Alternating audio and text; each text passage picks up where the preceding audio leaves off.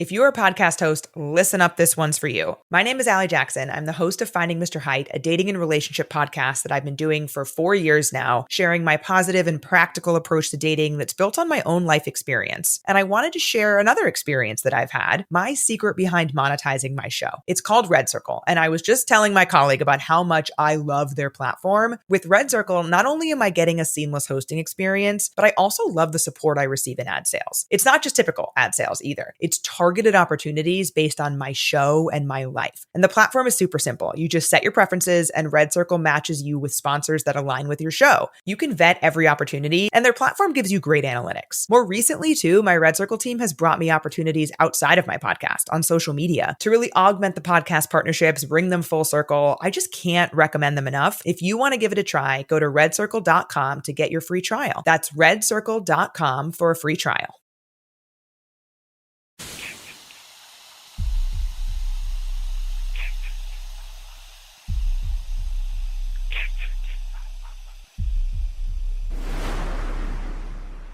Warning, the following content may contain elements that are not suitable for some audiences. Viewer discretion is advised. Hello, kiddies. This is yours duly, John Kassir, the voice of The Crypt Keeper. And you're listening to Slasher Radio.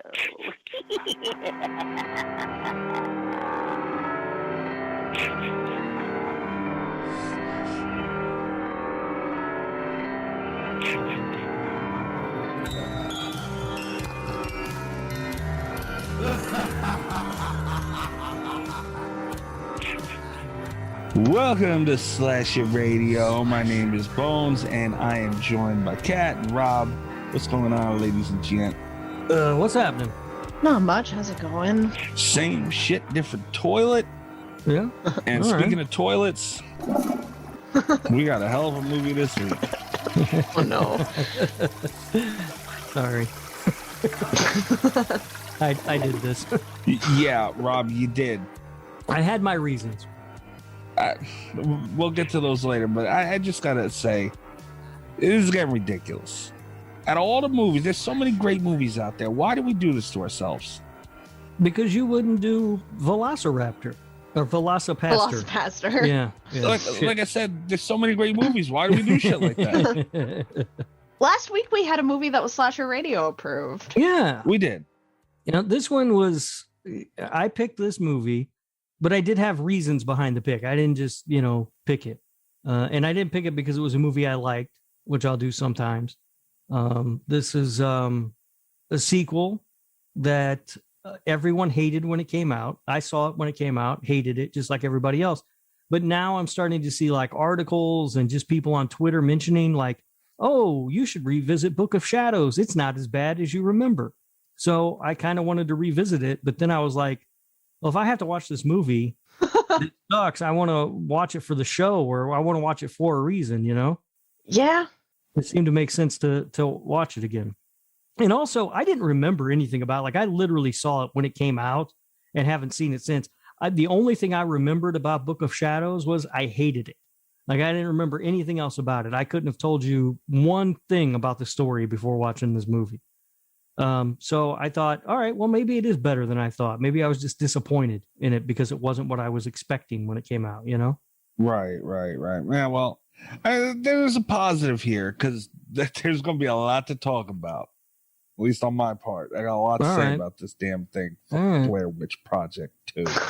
Well, we'll get there. Well, anyway, guys, we do have a voicemail this week. Ooh. Yeah, we got a Roger? voicemail. No, not Roger. No. I wonder what happened to that guy. I don't care. He was. Oh, you're like I've said before. You're really lucky the Oompa Loompas dropped the ball and we can't get them to listen because we were really close to cracking that case. There's something fishy going on with Roger. I don't know anything about it. I just know he was a nice guy. There's just something not quite right about him. Is it from Jinx? It actually is from Jinx. Is it? All right. Oh. Yeah, we have a return voicemail. Oh, yeah, that's exciting. Good on you, Jinx, for calling in again. Yeah, so if you want to call in, by the way, Jinx, Greg, prior to Jinx, camp counselor Greg, was our only returning voicemail. up until now. So it looks like Jinx is pushing for Greg's throne on the voicemails. Let him have it, Greg. Don't call again, please.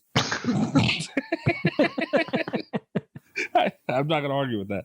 If you want to leave a voicemail for the show, trace the call. It's coming from inside the house. you can call 917-397-KILL. That's 917-397-5455.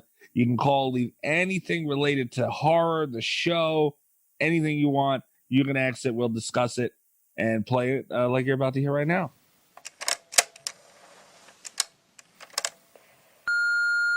Oh, you son of a bitch. Why every time? This voicemail sucks, Jinx.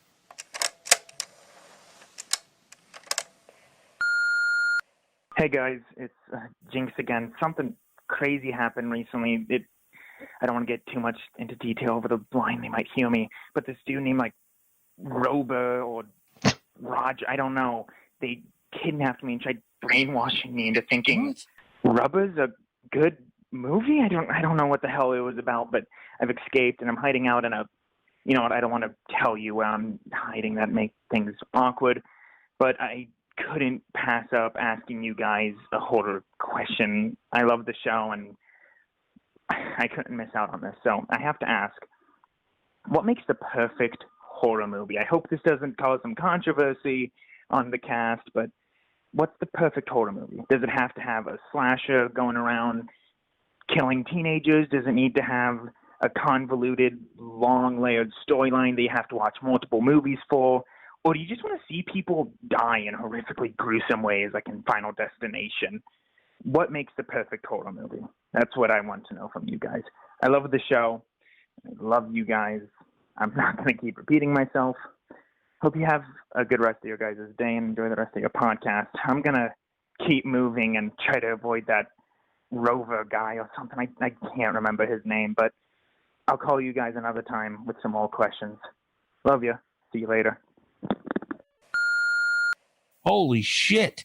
Oh, my Very God. suspicious. We were just talking about him. I would say this, Jinx. His name's Roger. He's a nice guy. Just go with him, drink the Kool-Aid, and appreciate Rubber for the fine work of art that it is. We're taking this very seriously. We will do our best to help you. Yeah, we're going to have somebody track your call, Jinx, and figure out your location, because we might be even closer now. But the case might have just opened back up for Roger. And Jinx, I would advise you do not follow Roger. Do not drink anything he gives you, eat anything he gives you. Keep your head on a swivel and make sure you're wearing a belt and it's up tight. Keep your pants up just in case. Just go along with it, Jinx. It's fine. You'll be all right. Good question. It is it's a good question. Unfortunately, I think my answer is going to be very disappointing. Uh-oh. Here we go. What makes a good horror movie is the same thing that makes any good movie. You see these movies where everything just sort of works together. The performances, the way a movie's shot, the story, everything just comes together in that sort of, in the right way. And that's what makes a great movie. I don't know necessarily what I would say makes a great horror movie beyond that. That's all I'm ever really looking for is a great movie, whatever you're trying to do. If it's a comedy, that's fine. If it's a horror movie, if it's a drama, whatever, to me, all the same elements just need to sort of gel together to make a great movie. I have an answer that's going to make Mikey mad. I think what makes the perfect horror movie is Drew Goddard. Cabin in the Woods. Oh, Jesus Christ almighty. Cat, come on. Sorry. I had to. My only 10 out of 10. No, I do I like movies that surprise me. I like horror movies that surprise me. And sometimes that is with plot. Sometimes, like once in a blue moon, a very convoluted plot will come together and I'll be pleasantly surprised. Sometimes it's just having deeper emotion than I expected. But I think having a surprise is an element in there.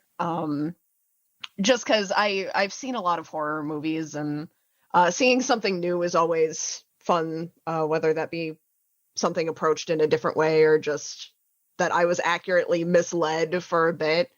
And I am not afraid to say it. I like a bit of gore. There are some movies that do take that too far, but I like when I don't feel coddled by a movie. That's fair. That's fair. And I guess it's subjective, right? Like everyone. We were kind of just talking about it before the voicemail segment here. We all like different things, especially the three of us.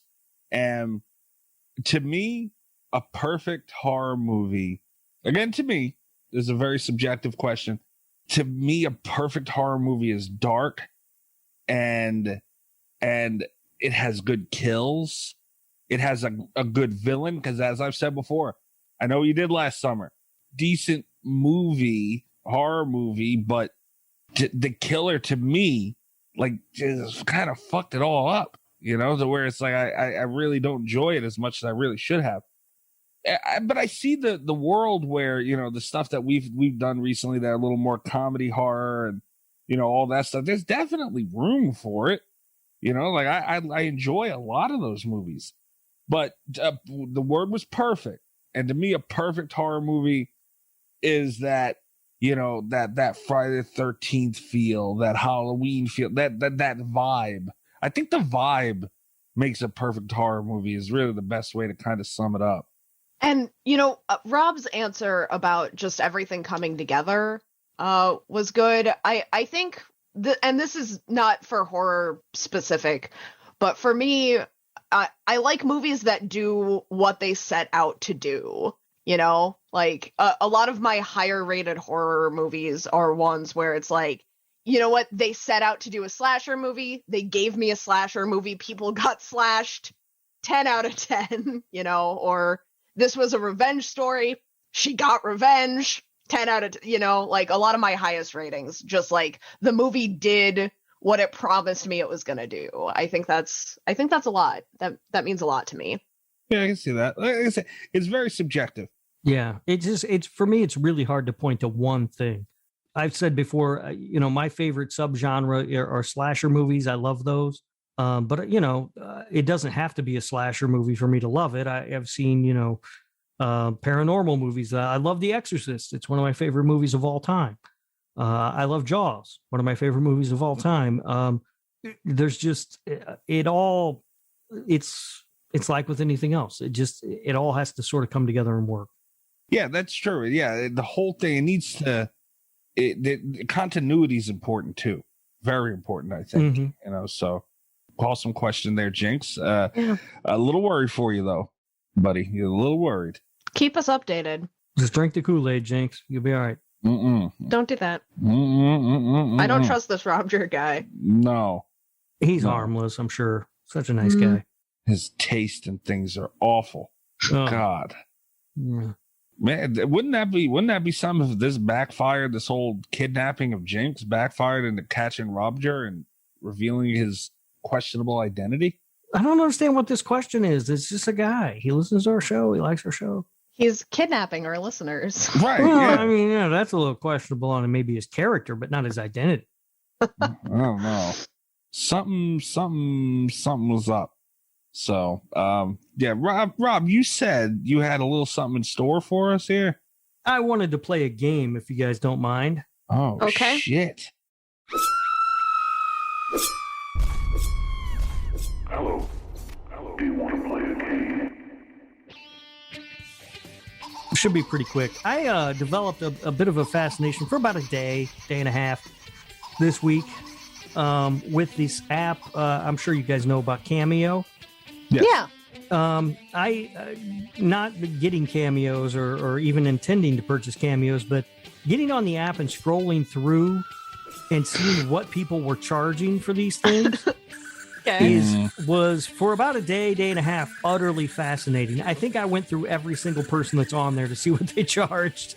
And what I learned from doing that is there's absolutely no rhyme or reason to like what the pricing structure is or whatever. It's just all completely up in the air. You could find like somebody that you would think is the biggest star in the world and they'd be charging $100, and some nobody from a reality TV show is charging $400. You're like, what the fuck? And people buy them. Yeah, how does that make any sense? So what I wanted to do, I took some horror related celebrities from Cameo I jotted down how much they were charging, and I wanted you guys to try and guess. Oh no. Oh shit. Now, All the right. only thing I don't have worked out here, and I'll let you guys decide whether we do this. Do we just want to do closest to the actual price, or do you want to play Price is Right rules? They're closest is fair. Yeah, closest works for Yeah. me. All right. So no Price is Right rules. Okay. No. All right. So we're going to start with, I don't know who wants to go first on this, but we'll start with Alice Cooper. Oh shit. Alice Cooper, I'm gonna price that at around $350. All right. Kat, what do you think Alice Cooper charges for a cameo? That's an excellent question. I'm gonna be so bad. I'll say like 230. All right. And the winner of that point is Mikey, Oh. who nailed it exactly. It is Really? $350 to get a cameo. Wow. He seems pretentious. Like he would think Yeah. his time for a 20-second video is worth that. Yeah. Yeah. Wow. Okay. Next up, from the Saw franchise, Oh shit. Miss Shawnee Smith. Ooh. This is gonna very quickly devolve into how much does Kat have in her bank account. I'm gonna go around 200. Okay. Kat? Fingers crossed 125. It's as high as I'll go for it.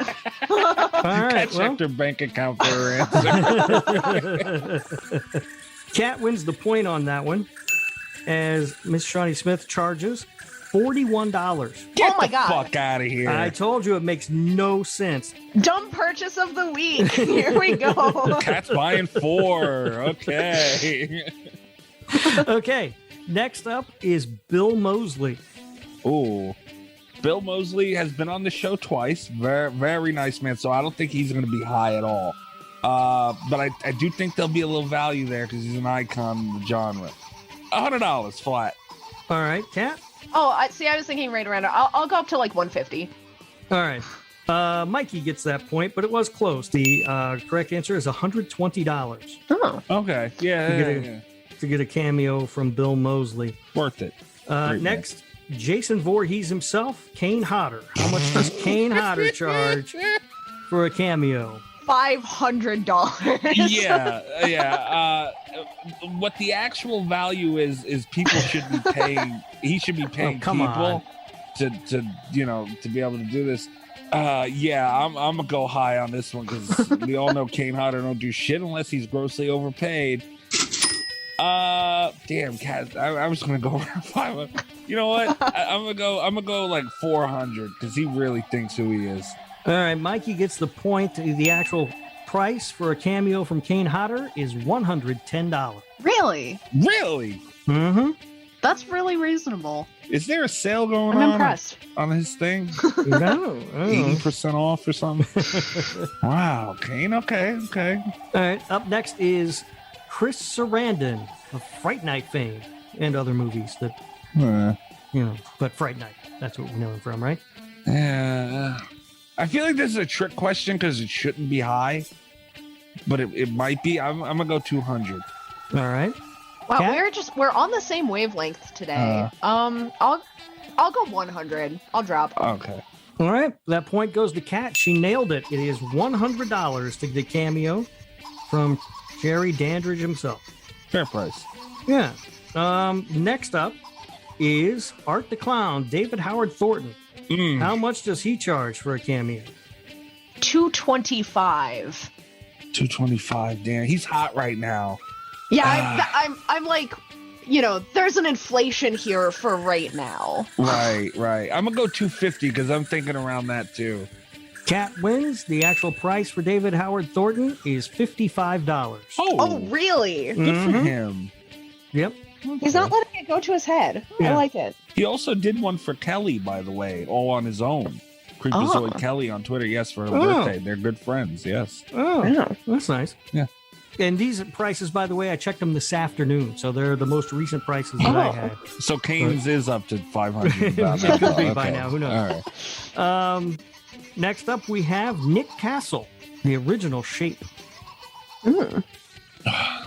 300. Oh, see, I was thinking lower. I'm thinking like 180. And the point goes to Kat. Damn it. You can get a cameo from Nick Castle for $110. Okay. All right. Yeah, which seems like a fair price. Yes, yeah, but he's Nick Castle, so I figured he could have. People would pay that. Right, yeah. Yeah, he could have gone higher. Absolutely. How about getting a cameo from Pinhead, Mr. Doug Bradley? Oh. Checks my bank account. I'll go 80. It's what I have after the Shawnee Smith cameo. After 3 Shawnee Smiths, she'll get a Doug Bradley. Nah, there's no way. Doug Bradley That's also gotta be more than that, right? Right. Also on this show, has been on the show and yelled at me once, which, I always like to bring that up. I like him more. Why'd he yell at you? What'd you do? I asked him who would win between Leprechaun and Leatherface. And he yelled at you? Yeah. That's amazing. He was not happy about that question, and I would like to not reveal his answer. See, I'm living and dying in this area. I'm going to go 250. I think it's higher. What'd you say, Kat? I said 80. It's wishful thinking. Kat gets the point. The fuck? Yes. It is $110. Wow. To get a cameo Oh. from Doug Bradley. Again, could be higher. Yeah, it could be. What about C.J. Graham? He played Jason in Friday the 13th, Part 6. I was just about to ask who he was. Better not be high. First one I haven't heard of. Yeah, I'm going to say like 175. Okay. You gave us like a no rhyme or reason warning. I'm going a little higher. I know there's a trick in here somewhere, and I'm going to go 250 because I was going to go 200, but it's too close to... I'll go 200. And what'd you say, Kat? I'm sorry. 175. Kat gets the point. Damn it. It is $48. I just thought it was going to be a trick. Yeah, me too. Appropriate. We just got a couple more left. How much is it to get a cameo from Tony Todd? Ooh. I can't do 50 and or 40 and 110 anymore because I'm over my budget for these cameos. Cat's overdrawn on cameos. He'll pay me $10. I see, because Tony Todd could command a good amount of money. He could go higher, and I think he knows he's worth it. Yeah. But 200 seems reasonable. I'll go for like 150. All right, Kat gets the point. The fuck? Tony Todd will do a cameo for you for $110. Wow. Pick him 110 from now on. Damn it. And finally, the very last one that I picked is Robert Englund. How much for a cameo from Robert Englund? 112. No. 200? I'm going 3. He could, 3. Kat gets the point. Damn. It is $210 to get a cameo from Robert Englund. So the final score there is Kat 8, Mikey 3. The hell. So there you go. Anyway, I just thought that'd be kind of fun to do, just something a little different. And we don't do that kind of thing very often. But as I was going through Cameo, like I said, some of those are really reasonable. Yeah. So, and that's the whole thing. It's that way across the board. Now, the most expensive one that I saw was $1,000. Oh, wow. Any guesses who it was? Someone from Jersey Shore. No.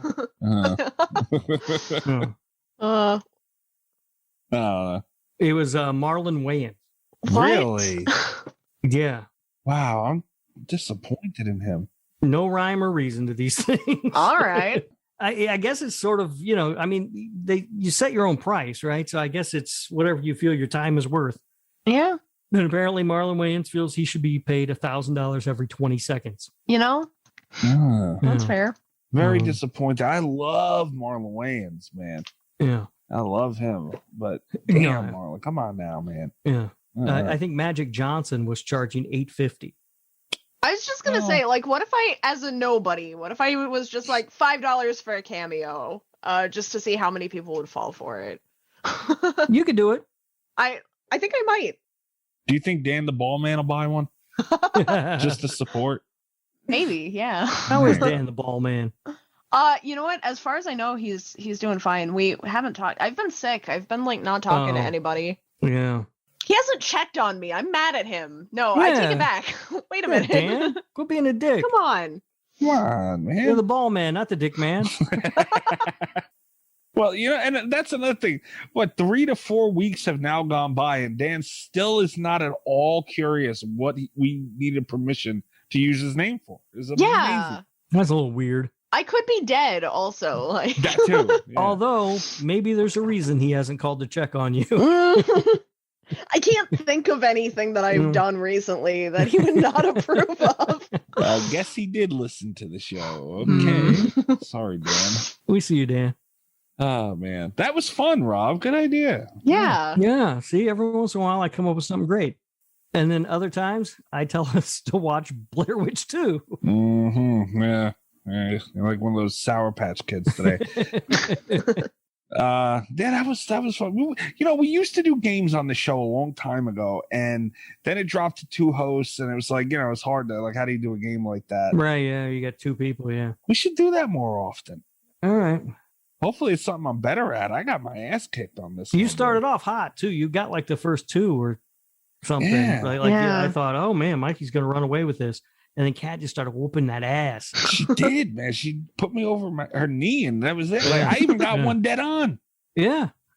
Shit. I thought Kane Hodder for sure. I'm surprised Kat's still here. I figured she'd be running off to get a Shawnee Smith cameo right now. I'm looking it up right now. I've got a tab open. Kat, it's just going to be like, she's going to pay Shawnee Smith to be her friend at this point. It's going to be a semi-daily. Do you think she would be? I'm trying to, I figure if I write enough Saw articles, eventually I'll have enough like Saw cred that I can write a philosophy guide. I can write like Saw and philosophy. All right. And then retire off of the $40 I make. I can see that. All right, guys, you want to get into the news? Yeah. No, not on Cameo, by the way, before we get into the news real quick. Logan Browning's not on there, nor is Emma Roberts. So that's how he was looking. Okay. There we go. Like, Emma Roberts, can you do a cameo for me? Act crazy. You have to be crazy. Rob's like, oh, my cameo's in. Let me get the lotion. Anyway, I'm looking forward. I want to get the news over with because I haven't looked forward to shitting on a movie in a long time. All right, let's jump into the news then. It's time to hump the news with Rob Humphrey. He's not a genius.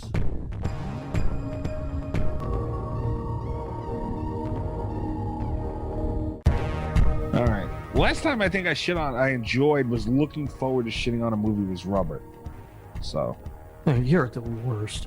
I'm being honest, dude. It's not even shtick. All right. First up, so you guys can yell at me some more. Walking Dead. AMC reveals new images and the official synopsis for the final season. Synopsis. I've been drinking too much. For the final season. Yes, final season, guys. Pictures. I now know that there's another season coming. So I learned from last episode. Yeah. All right. Fine. I didn't look at him. I didn't see him. Don't care.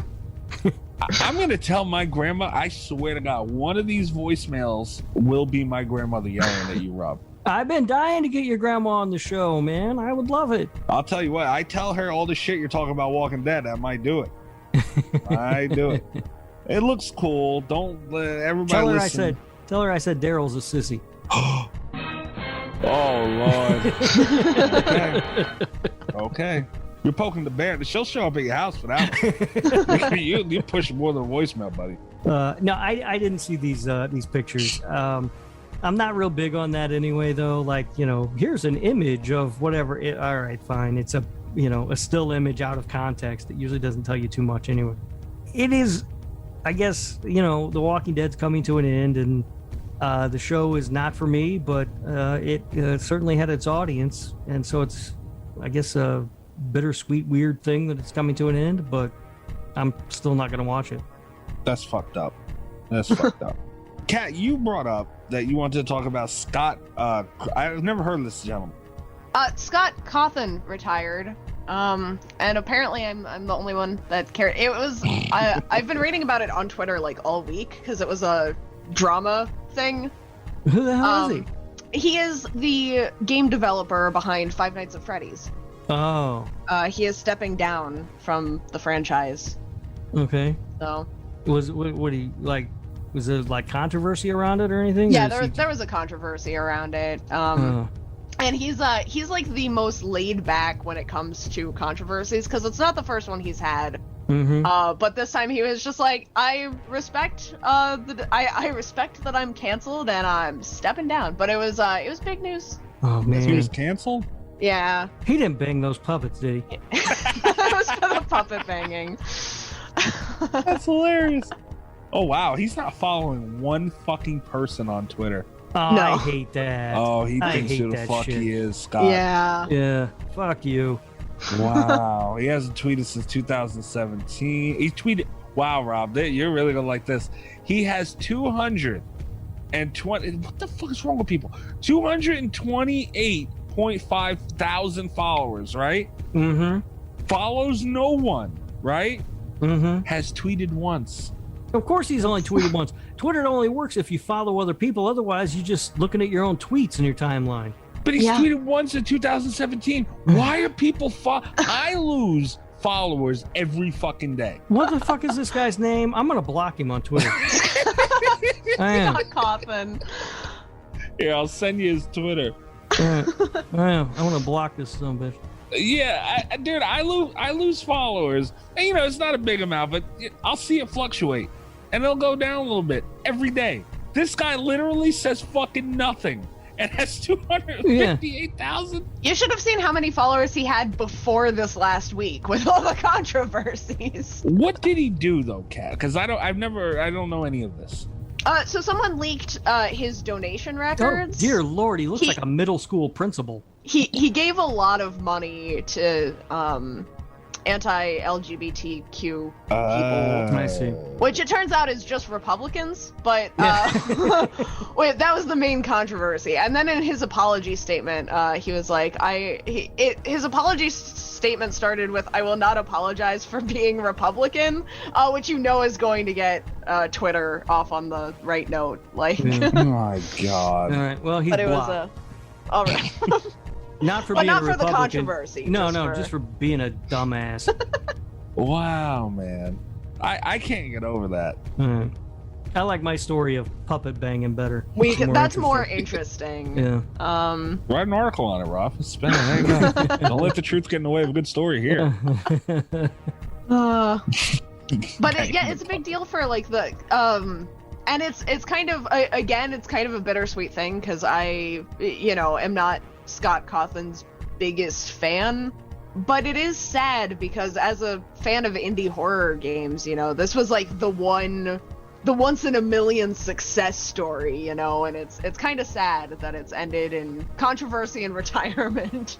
Yeah, I just looked him up now. Like I said, I have no idea, but there is a website that I would imagine belongs to him, and it's scottgames.com. It seems like this is his website, which now only has an image of pretty much. I'm not reading this whole fucking thing, but it's pretty. It seems like this is his retirement speech for the most part.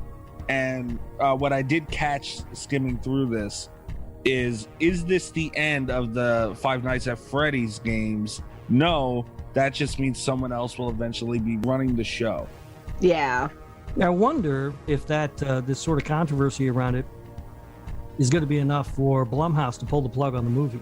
That is kind of one of the reasons I wanted to talk about it, because they were finally making progress with the movie, and now I mean, curious. I don't really know why they would need to. The property's going to remain around. It's still going to be a popular property. I had never even heard of this guy, let alone a controversy around him, so it wouldn't have hurt, me buying a ticket to the movie. It still won't hurt me buying a ticket to the movie. Yeah. But honestly, we've already got Willy's Wonderland. I was just going to say, why do we even need... Yeah. I mean, if Blumhouse is doing it, we need it, man. And, if I was Jason Blum, I mean, the stock for this thing has to be absolute. Buy the rights. You know, I mean, I know he's That not a would be gaming company, interesting. right? But if you buy the rights to it and just make, but you know, it's fucked up, man, because like you said, this should not affect how people feel about the games, the movie, any of that. But it will, and no one's heard of this guy. Well, like, I kind of get it. So, like, I participate in about 1 million dumb boycotts a year, but I recognize there's a certain futility when it comes to, like, I quit watching Marvel movies because I don't believe in the things, and I don't think it makes a goddamn bit of difference. But, like, with indie companies, there's just, like, there's this kind of connection, I think, where it's like you are directly paying these people who are donating like large causes to things that you don't believe in. Like it feels like a bigger impact, I think, in the indie community. Wait, what happened with Marvel movies? Why are you off those? Because a lot of those have great messages. Like, you know, Black Panther was a big rallying point for like African Americans. They finally got a superhero and stuff. And like, I really like Marvel movie. Well, I really like a lot of Marvel movies, right. But the guy that owns the company is like a big jackass. Oh, really? Yeah. Is he banging the superheroes? Not to mention that Disney also I'm boycotting, which bought out Marvel, and now like and that one's more hypothetical because again, it doesn't matter. But like in an indie context, it feels more direct, you know? Because it's like Scott Cawthon, if you bought any of the Five Nights at Freddy games, like you got developer notices from him. Like he signed off all of his own emails. He would send private updates to the people that bought his games or participated in the beta tests for stuff. Like it feels like it's someone you know. Like yeah, I guess that's the thing with like being in any kind of like indie purchasing circle, you know? Yeah, I guess a boycott or whatever would have a more direct impact now, but not now because he's out. But yeah, now he's out. Yeah, but I've never had a problem separating the art from the artist. I understand that some people do, and I get that, and I don't chastise people for that or anything. Right. Yeah. But it's just never been my thing. I've always been able to separate, like I said, the art from the artist. I'll still watch Roman Polanski movies. Woody Allen's one of my favorite directors of all time, and it has nothing to do with who they are as people. I just like their movies. See, Right. The line for me personally is always like I separate the art from the artist as long as the artist is no longer benefiting from my Right, enjoyment of right. the art, which is like it's why the Scott Cawthon thing has been. I've already not bought the last couple of Five Nights at Freddy's games because they've not been as good, but like it, that one would affect me more. But like H.P. Lovecraft, notoriously horrible person who I still buy his books, like. But he's not making money off of it anymore. No, he's Like- dead. So yeah, you're good there. Yeah. It sucks too because it's like you can't see, because I'll admit to it, I'm kind of on Rob's side with it, where I could separate things very easily. Yeah. And I could name several things that are not popular opinions. For instance, I'm a Michael Vick fan, and again, horrible human being for what he did, but grew up a fan through Virginia Tech, college, all that. Love what he did on the football field, man. Grew up idolizing him. So, I'm able to separate to a large degree with things. But, like Jeepers Creepers is a good example. Yeah. Like, fuck, man. Like, why can't I love those Jeepers Creepers movies, except for the third one. I want to put that up. No! It's like you get these people and it's like, they're such scum pieces of shit, some of them, Yeah. But it's like, damn it, man, I can still like the Creeper. Ain't nothing wrong with me. Like, but if you post it on Twitter, it's like, oh, yeah. Like, don't give me hell, because I think people need to a degree, separate. Okay, well, I can like this, but not like, support what the hell whoever's behind it. So I get both sides. Again, I don't care what people feel a certain way about it. It doesn't affect me. Like, I'm not gonna sit there and yell at anybody for anything. Everyone's their own person. So, like, it just sucks. But I mean, from an industry, like a consumer standpoint, what does this mean for the Five Nights at Freddy? Like, the game, I never really played the games much. Always kind of were interested in them. Kat said they were going downhill already. Like, this is probably gonna affect the movie, which would have been cool as shit. So it's like, the going forward, when other people get their hands on it, it really gets watered down quickly. Yeah, I don't know. It is a weird spot to be in. Like sometimes, like I said, Woody Allen is one of my favorite directors ever, and I could never say that on Twitter. Are you kidding me? Right. Yeah, and that's probably why the Scott Cawthon drama was like so hyped up for me this week, because I was on Twitter this week. Twitter's the worst place for that, and it's one of those things where it's like I typically am pretty, like, I think of myself as a relatively level-headed person, and like even when I do dumb boycotts or ones that I believe in a little bit more, it's like I never expect other people to participate in them, because it's more of like a show of faith of anything. There's a lot of policing on Twitter where it's like if someone, you know, is not watching, you know, like Disney movies or whatever, because Disney doesn't pay their writers, like, as a company, you can't like disagree with that, or you can't point out that, you know, not going to the movies is not going to damage a multi-billion-dollar company without people like just being mad. And it's like I would never get mad at someone for not wanting to I would never shit up. Yeah, and it's the other way around. Like I don't begrudge people who do give stuff up because they don't support an artist either. Sometimes, but you can't say it on Twitter. No. But sometimes it does make me laugh. Like I don't know if you guys remember this, but a few years ago there was a whole thing going around on Twitter. It was people wanted to cancel John Wayne. Oh God, yeah. You're gonna cancel John Wayne? John Wayne's dead. He's already canceled. Like what are you talking about? We need to stop with some of this cancel bullshit. Yeah, like some of it's ridiculous, man. I mean, I get it. The guy was an asshole, but he's dead.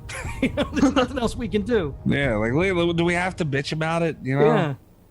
Or you get suspended for a fucking week on Twitter for, you know, certain things. But yeah, I'm not gonna talk about that. So that's a whole other story. Fuck it. I hate Twitter. I saw stuff way worse than that in the Scott Cawthon drama this week. Like, I bet not one of them motherfuckers is suspended for a damn week. I bet not. Unbelievable. Yeah, it is. But I get it. It's a touchy subject for a lot of people, and I understand why. So I don't fault anybody for whatever side of the fence they fall on. I don't argue with people about that ever. You know, whatever your stand is your stand, and you know, I'm gonna do what I'm gonna do. Leave me alone. I can't believe Rob asked if the Marvel guy was banging a superhero. I want to meet the man who's going to grab Superman by the hips. That's brave, man. Oh, shit. Twitter drama of the week. I'm glad we had Twitter drama on the show that didn't involve me. I know. Great. All right, so Wes Craven's Scream is going to be getting a 25th anniversary 4K Ultra HD release in October. I'm buying that shit. October 12th. All right, that's cool. I won't buy it because I don't have 4K Blu-ray player. If you had an Xbox, you would. I know. I don't care. Then I would also have an Xbox, unfortunately. But yeah, it's cool. The 4K releases, everything's starting to upgrade, and everything's starting to get a 4K release, and it's time for Scream to have one. It's kind of surprising to me that it hasn't had one already, to be honest with you. I know. Bullshit. Maybe they're trying to capitalize on that hype from 5 Cream. Stop calling it that. Which, by the way, I heard a story. Did you know on set they called it that? Yeah, one of the guys even had like jackets or shirts or something made up that said 5 Cream on it that he gave out to the crew and everybody. That's Do you amazing. think they heard that from the show? No. I don't know, man. Could be. I can't imagine that anyone involved with that production would listen to this show. Never know. I hope they do. Yeah, Rob, I'd contact a lawyer. Could you imagine if Rob sued for that and fucking won? Could you imagine? What would you ask for?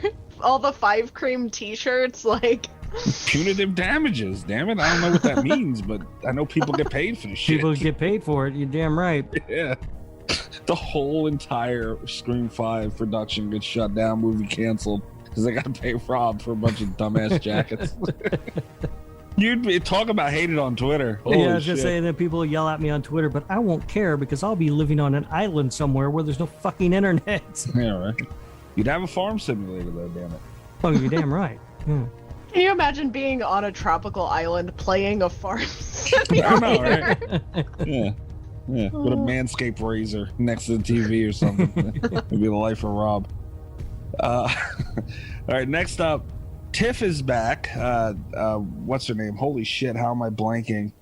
Jennifer Tilly. Jennifer Tilly is back behind the scenes doing camera test photos were shared, and it has one of my favorite horror characters, Tiff, sitting there in a couple of different spots, and it's strange because she kind of took a stand. I don't want to say a stand, but the word has been out there that she was kind of trying to remove herself from the horror industry, and here she is again, which is great. It's beautiful. I love it. So yeah, Tiff is back, I guess, guys, for a new TV show. That's exciting. Yeah. It's good. It's nice that they got her to come back. I don't know what they would have done if she hadn't and they wanted to use the character, if they would have recast or whatever, but now we don't have to worry about that. I feel like they would have acted like it never happened. You can't recast Tiff. Yeah. I mean, I don't know what they would have done, but it doesn't matter now. So that is good news. Yeah. And this TV show, I said before I wasn't very interested, or I was very skeptical of it anyway. But they seem to be doing things really well. Like all the news that I hear out of it is, like every time there's another news story about this series, it's something that makes me go, all right, that's a good thing. So maybe it will be a good show. Dude, I'm telling you, man, and I know the sci-fi name, I get it, but Brad Dourif is back. The whole original crew is like, this is a Child's Play movie on TV. Mark Hamill is my Chucky. You have 10 seconds to take that back. Or it's going on record that you feel that way. I don't even know what the hell to say to you right now. I love that I can grind this show to a halt. You better have said that to piss me off. Of course I did. Okay. I knew it'd get your blood going. It did.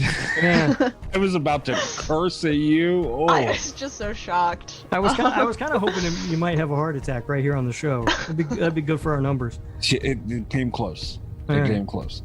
All right. Well, we'll try again. I'm sure you will. Yeah, but I mean, everybody's back for this, man. Like as far as sci-fi, okay, I get it, but these guys, this Child's Play crew, will not let this be bad. All right, we'll see. And sci-fi isn't a deal breaker for me. No. I really liked Channel Zero. You and this Channel Zero. I liked it. I haven't seen that much of it. I watched like half the first season. I didn't like that one. Maybe it got better. I don't know. Yeah, they also he's the guy who did that, Nick Antosca, I think his name is. He is a producer for Chucky as well, which I'm excited about. Yeah, Mancini's involved. I mean, it can't be bad. I have zero in my head, just no thought at all that this will be bad. That's Mikey sounds an awful lot like somebody who's going to be really disappointed. Not at all, man. I don't think so. I'll tell you what, though, if I am, it will break my heart. Yeah. I mean, look, I want it to be great. I love Chucky. Who doesn't love Chucky and Child's Play? But I'm still skeptical. Although, like I said, it sounds like everything's headed in the right direction. So we'll see. Check out the damn teaser thing too. Did you look at that finally? No, I didn't look at that. Jesus Christ. I forgot about it. Oh, that's good. Get a job, you bum. All right. Next up, this is a little more of Rob's alley. There is a newly remastered version of the original Friday the 13th getting a solo Blu-ray release this summer. I saw that. The hell? They're, I don't know, going back to the well with this movie again. I don't know why. From what I understand, it's the same, essentially the same scan of the movie as that's in the Scream Factory box, which looks great, but I don't think there's a whole lot new there at all. They're just repackaging it. Yeah, I'm surprised it's not 4K. Yeah, they haven't come out with a 4K Blu-ray of it yet. So it's one that I'll certainly skip. I don't need it. It's got to be difficult to make these things look so clear. Not for nothing. Yeah, the work that they do, I have no idea how they do it. It's amazing. The Scream Factory thing looks incredible. All right. Kat, that's not going to be added to your Show Me Smith list? No, I don't think so. I'm not a huge fan of. This one isn't in 4K, is it? No, it's Blu-ray. Okay. I think 4K, if anything, it's too high definition. Like, which sounds weird to say, but I kind of mean it. It kind of makes me feel like I'm watching like a soap opera.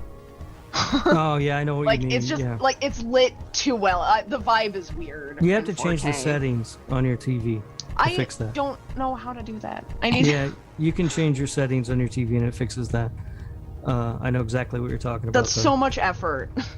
It was a massive pain in the ass. You'd probably take a course on it, Kat. Of course, yeah. For $300 and the price of the player, the price of the Xbox. Yeah, right. All right, so the last thing that I wanted to talk about, and I sent you guys a link to this in our little group chat in case you haven't seen it. There is a new Candyman poster and images release and a special Juneteenth video message from Nia DaCosta.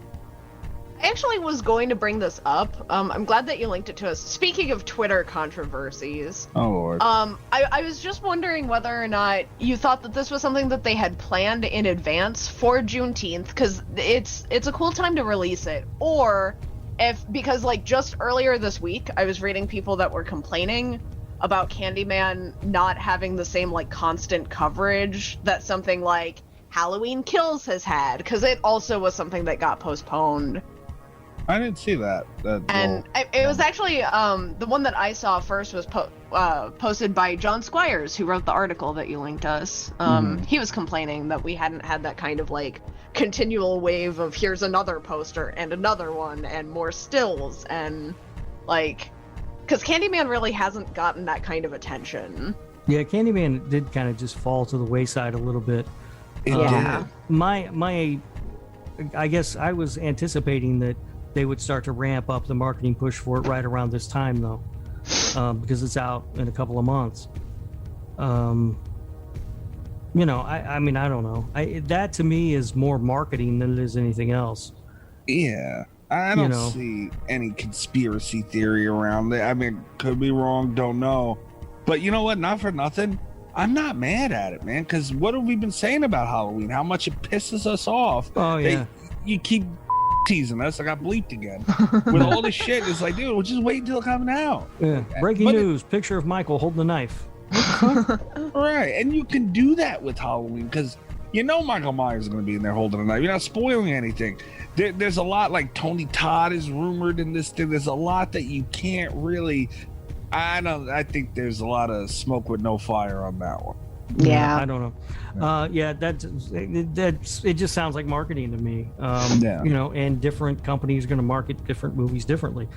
As far as the actual release, though, the seems like there's a lot of stills that they released. Yeah, and it all looks cool. And again, that's part of it too. Like I said before, it's a still from a movie that's completely out of context. So it doesn't really mean much to me until I see it. I like that poster, though. Yeah.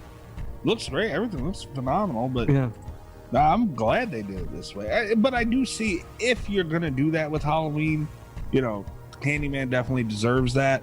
But like I said, they had different circumstances, too. You could show Michael Myers standing there all day long, and people are going to be interested because it's Michael Myers. Like, we don't know what's going on with Candyman, the direction they're going. So that's true. Yeah. Yeah. But, yeah, this stuff all looks really cool. Yeah. So, and I am really looking forward to seeing this Candyman finally. Yeah. Mm-hmm. It's weird because, man, was this thing being fucking advertised when it was about to come out? Boy, holy shit. It was everywhere. Yeah. And it just dropped off, like you guys said. I cannot wait for this one to come out. I'm very excited. Mm-hmm. Yep. Candyman, a very underrated franchise. It really is. Yeah, like they get some roses, but they don't get as much as they should, man. Candyman was really, really good. Yeah. It's a lot of people don't even know that there are more than just the original movie. Yeah. And I don't know how many movies there are, but I know the second one's really good. I think there's 3. Yeah, the second one I really liked. I don't know if I even ever saw the third one. So I seen the third one once. I do not remember it. So the second one, yeah, it was good. I don't think it was as good as the second one, but it was not bad. Yeah. Like, by any means. All right. Rob, can you apologize one more time for your Child's Play Chucky thing? No, I'm done with that. We've moved on. I haven't. Didn't really apologize the first time. Yeah. You didn't even issue in the first place. I'm sorry. That's just how it is. All right. Well, I'm going to cut out that this is how it is. I should keep that sorry on loop. That'd be nice. If only you took an editing course. Yeah, I know. What am I going to do? Know how to do that. All right, guys. We are going to be right back and hit you up with the Blair Witch Project 2. What the fuck? Whew.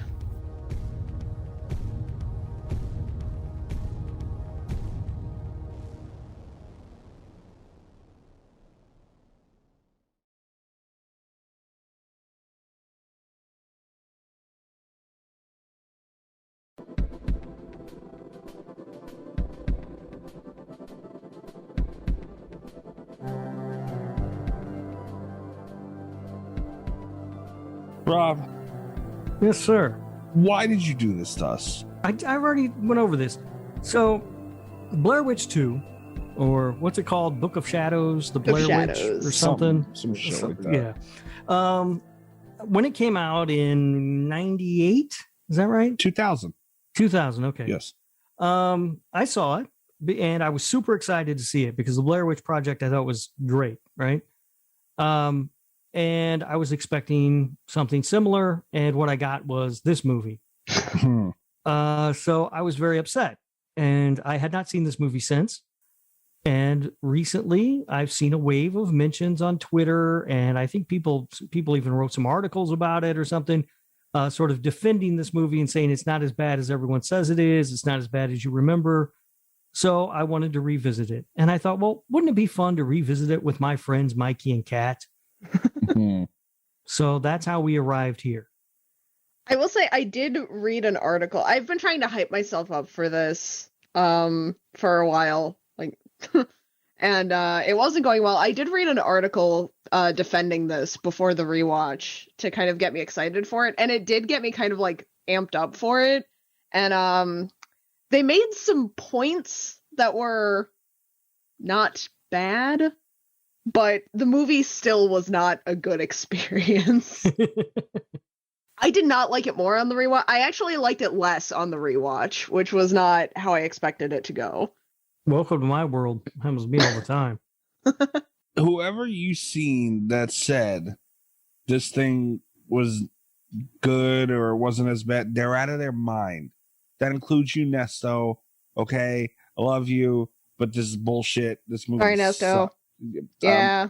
You know, and my thing is, and I don't want to say anything because Camp Counselor Greg hates Blair Witch Project, the original. Of course he does. Of course he does, right? Yeah. That's what I said. Because he would. Yeah, of course. So, you know, I love that movie so much, and I don't want to I don't want to shit on. See, it hurts me to shit on this movie as much as it deserves it because I love the original Blair Witch so much. Yeah, but this isn't the original. I know, but I still feel bad because it kind of like, you know, whatever. But I don't understand why this had to be done to this movie. We had Eduardo Sanchez, one of the creators of the original Blair Witch movie, on the show. And he kind of explained how they didn't really have much to do with the sequel. And this movie, The Blair Witch Project 2, is the biggest example of a cash grab I've ever seen in my life. And it's a shame. Apparently, the director of this movie didn't have much to do with it in the end either, because it was taken away from him, basically. He claims that he had, that the studio interfered so much in editing and reshoots and everything else that the movie is nowhere near what the vision was that he originally had for the film. So I read in the article I read earlier today, and I don't know how much of this is true. It made it sound very much like, first of all, the director of Book of Shadows was not a huge fan of some of the decisions that were made for Blair Witch, which I think should have been a warning sign. But yeah, they did also talk about the reshoots. The way that they made it sound was that the interrogation scene was supposed to be like the twist for the third act, but they had it cut up and like redistributed throughout the entire movie. Yeah. I don't know if that would have made it better. No, doesn't sound like it. But that is something that I read. Yeah. Yeah, the interrogation scenes were the least of this film's problems. Yeah, not the problem. So wait, Rob, you never really. So do you like this damn thing? All right. Well, here's what I have in my notes. The very last thing I wrote down in my notes. The last line of this movie is, "That's fucking bullshit." And that's exactly how I feel. Oh, I wrote one of those too. It was a different line, but it was, I took a quote that summed up the movie for me. "This makes no sense. I know it doesn't." was the one that I had. Yeah. No, this thing's a fucking awful mess. Thank God. I hated every second of watching this thing. The things that really stood out to me, I didn't remember the guy from Burn Notice being in this. Of course, I didn't see it. I saw it when it came out, and Burn Notice didn't exist yet. And there was a lady at the beginning when they were doing the thing where they were like talking to people in the town, and it kind of looked like documentary-ish, sort of. There was a lady who was like selling rocks or something, and she was hilarious. She's like, "I don't sell as many online because it costs so much to ship a rock, but I sell these rocks and I got these rocks." And that was at the beginning. And so I started to have high hopes for this movie, believe it or not. I was like, "Oh, that lady's funny as shit. This is going to be great." That was the highlight of the film. And I believe it happens before the opening credits. So that's all you have to watch. You don't even have to see the opening credits for this thing. You know, but it's so fucked up because the intro to this movie, they tried to keep it real. You know, like they really did try to make an attempt to where they, you know, the movie came out, the original Blair Witch, and it's like they tried to spin it because that thing captured people and got them so lost in reality to where they thought it was real. Yeah. You know, like people, the characters' parents were getting fucking floral arrangements for funerals and shit sent to their houses. Like it was, the people bought into it. And it's like they tried to keep that aura where they say, "Oh, this movie came out called the Blair Witch Project, and this is all the shit that's happening in Burkittsville because of it." And like, why do that? Like, if why they're just going to have a narrative after it, right? That's obviously fiction, right? They started off in an interesting way. They did. This movie starts off and it seems like it is going to be an interesting look at sort of commerce, which is centered around tragedy. I think that there's a great movie to be made about that, but this movie's not it at all. There were a lot of really interesting cons. I know a lot of people, like when it first came out, a lot of people were agitated that it started by kind of ruining the mystique that Blair Witch Project had. But yeah. I don't think that at all. I think this was a really bold way to start Blair Witch Project 2. And I think that if they had followed through like on the tragedy, commerce, or even just like the blurring of fiction and reality, like there were good stories to tell based off of like the first 2 minutes of the movie that did not get told.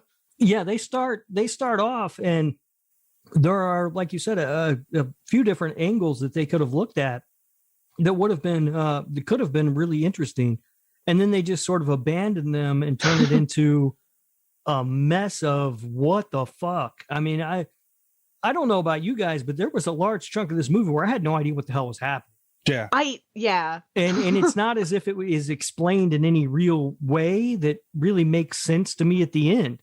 It's just like, okay, here's some shit that happened that makes no sense. And they just move on. I thought it was just me, and I thought you guys were going to make fun of me in all honesty. Because I was going to make fun of you, but not for that. Okay. I actually read a couple reviews afterward that I think helped me get what they were going for. But like at the end of the movie on my own, that was not my takeaway. My takeaway was confusion. I was like, I was lost. And I'm sorry, this is the least scary, quote unquote, horror movie I have ever seen. Oh my God. Nothing. The scariest thing in this movie is a fucking tree that's growing through some ruins. And it isn't scary at all. That was one of the things that I had noticed and noted down. The paranormal aspects of this movie, they were complete misses. You know, like none of it was scary. None of it even looked good. Not for nothing. Like all the spirits or, you know, whatever you want to call them that they caught on camera and all this stuff. None of it looked good. That topless girl looked good. But she didn't look scary. No. She wasn't scary, but. And even like they have that big reveal when she's in the closet and they like turn her around and she's dead. Mm-hmm. I did not realize she was supposed to be dead because it was just her standing there. Yeah. She's just standing there. Yeah. And then they're like screaming that she's died. And it's like, oh, well, I understand how that would be a scary reveal, but I didn't get that. Yeah. No, just nothing. There's nothing scary about this movie at all. I mean, it's not even like there aren't even any like cheap jump scares or anything. No. It's just like this bland movie that doesn't make sense. That's just sort of there. Cash grab, man. Yeah, I mean, it is so bad. None of the acting is good. No. None of it. And even the guy from Burn Notice, who I like a lot, so much so that I call him the guy from Burn Notice and not his real name because I don't know it. He isn't even good in this movie. I have really overacted in my notes several times. Yeah, there is not one performance in this film that's good. And you know, and I noted that too. We all did. I mean, it's glaring. But the biggest problem with that, I mean, we like Friday the 13th movies. The acting is not a strong point in any way, right. You know. But there's a difference between. See, the problem. I think the biggest problem with that is with the acting is the original. The acting was such a big fucking deal, man, and it was what got people that blurred that line in reality for so many people. And we've heard the stories of, you know, hiding food and purposely getting them lost, waking them up in the middle of the night. All these tricks that Eduardo Sanchez and them used to try and pull some legitimacy and real fear and whatever emotions out of these characters. And it came through so well. And then you get this. Like, Did we consider it was intentional? Like Blair Witch was so good. They had this marketing campaign where they're like, you don't know if it's real or not. Blair Witch 2 is like, it was all fake. And now we're going to give you a fake movie to fit that vibe. Right. Yeah. And I, you know, you talk about the acting in the Friday the 13th movies.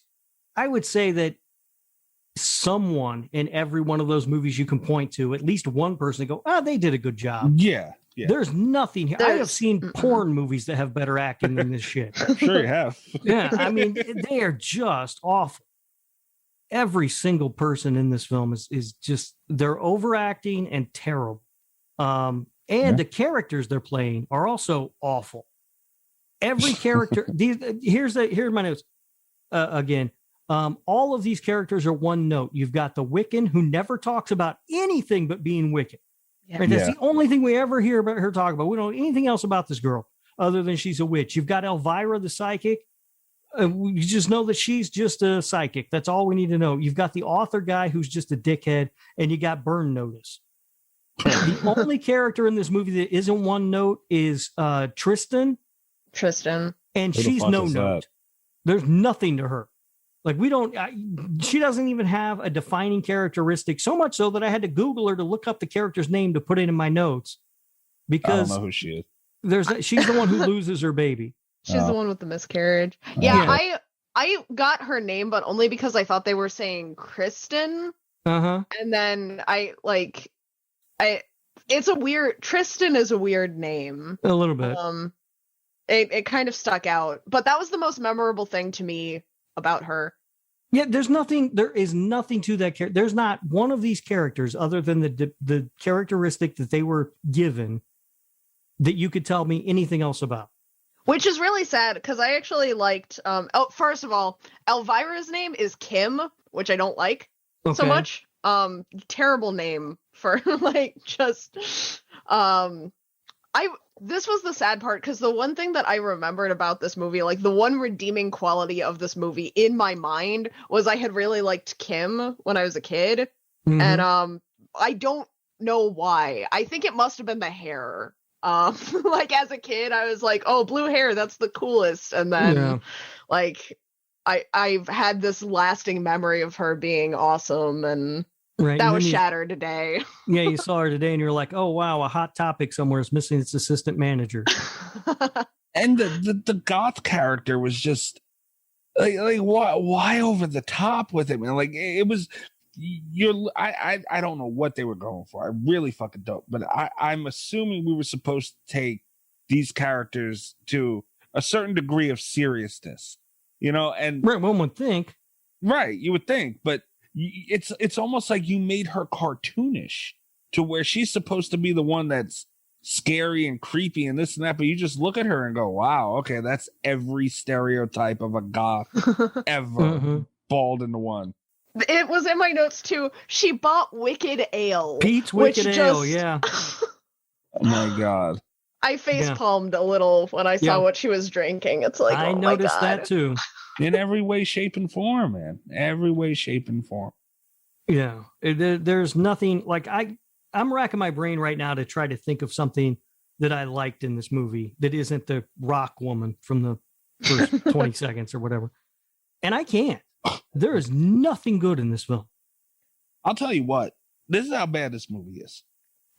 I am about to say this, and anyone who has any history listening to this show is going to be shocked. This movie was way too much of a 90s movie. It was very 90s, yeah. I mean, oh my God, man. Like, could it possibly have been any? Man, I love everything about the 90s. Take me back to it right now.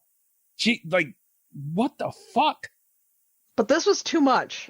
Way too much. They took it's like they sat down and watched every mid to late 90s movie and said, all right, we have to have all this shit in here. Oh. Yeah. And I don't know. Like when they ran into the other tour group, I just started laughing. I was like, oh, maybe they're making a comedy. Maybe that's what they decided to do. Maybe Book of Shadows is really a comedy because that seems like something that would be in a comedy, not in a horror movie that I was supposed to take with any sort of seriousness. I can't think of one good thing to say about this movie. It was so bad. Oh my God, the music. 90s. Oh my God. Also in my note, my first note for this actually is the soundtrack is a lot, which 90s. I said like the second track into the soundtrack where it was just a lot already. Yeah, it's just awful. And it just kept going. It had so many songs in it. It wasn't like a score. It wasn't like a backup track to draw our attention to certain moments. It was like a full-on 90s mix that just played in the back of the movie. Yep. Yeah. A 90s mix that if you made it, you would label worst songs of the 90s. Because there's not a single good one. There weren't any good ones. Not one, man. Not fucking one. I can't believe I'm saying it. Like I have never seen anything. I mean, I love movies. I love Scream is one of my favorite franchises. I love Urban Legend. You know, like I'm a 90s guy, man. And this was just, I was sick with 90s. I couldn't believe it. I wanted it to be off as soon as possible. And, you know, we talked about it with Jinx's question earlier, where there's so many different gears you could shift to in horror.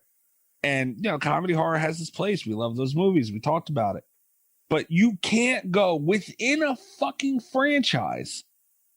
You can't change like that. You just can't, especially the second one. Like, Jesus Christ. Yeah.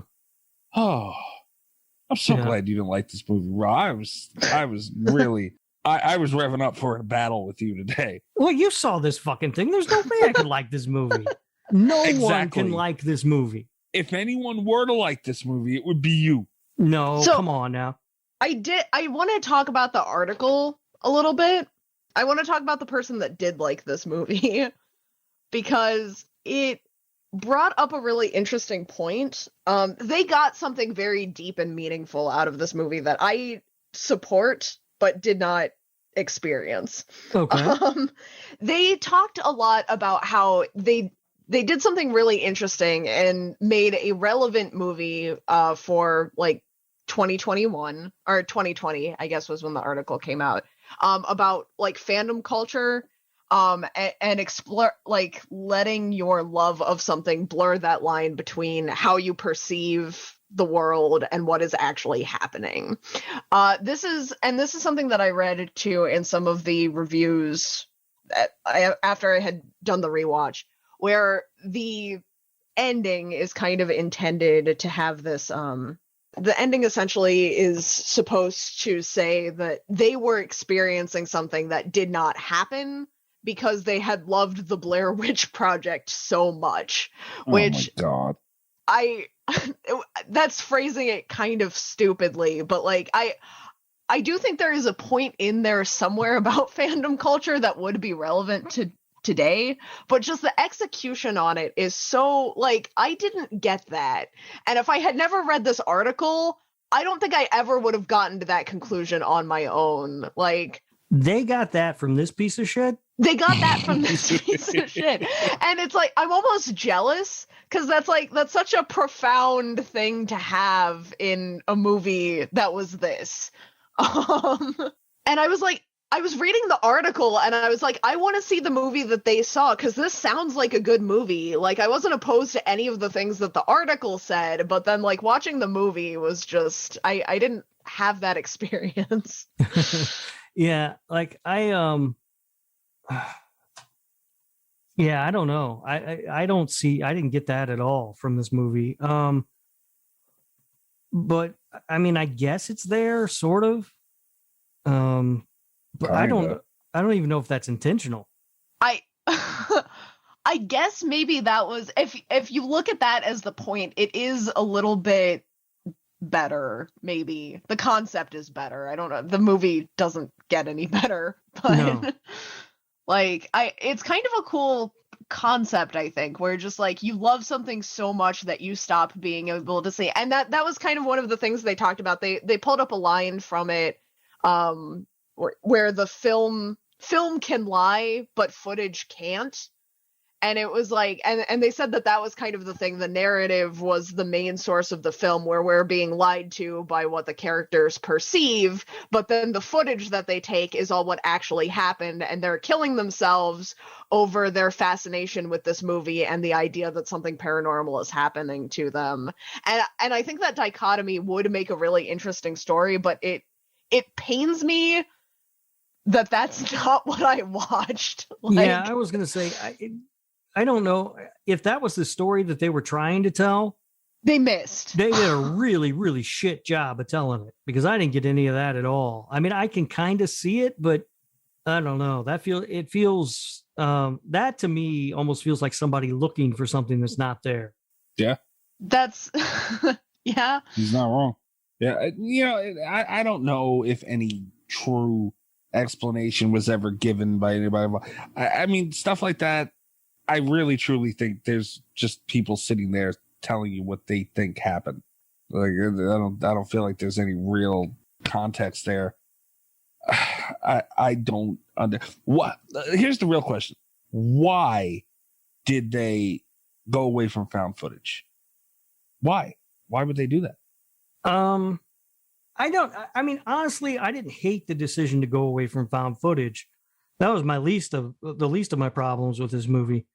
You know, I mean, if I were going to give this movie and the filmmakers credit for anything, it would be for trying to do something different than the original, because it would have been easy to just make another movie about a group of kids going out to find the spot where the first group of kids got murdered and get lost in the woods and do the same thing over again.